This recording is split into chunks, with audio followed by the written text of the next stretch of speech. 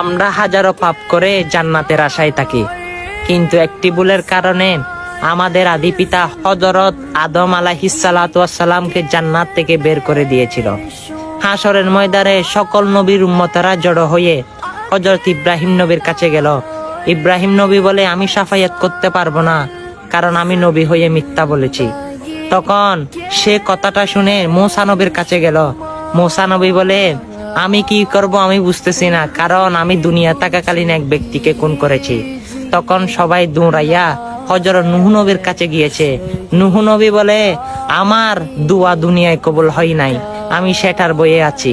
তখন সে কথা শুনে সকল নবী ঈসা নবীর কাছে যাবে। ঈসা নবী বলবে, আমাকে সবাই কুদার পুত্র বলতো, এর বইয়ে আছি, আমি আল্লাহর দরবারে কি জবাবদিহিতা করব।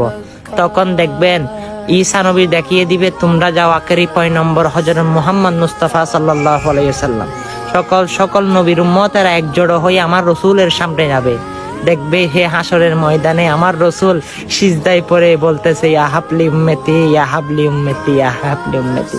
কোটি কোটি উম্মতকে, সকল নবীর উম্মতকে আমার নবীর উসিলায় জান্নাতের মধ্যে আল্লাহ রাব্বুল আলামিন পথ দেখাবে এবং জান্নাতের মধ্যে ঢুকিয়ে দিবে।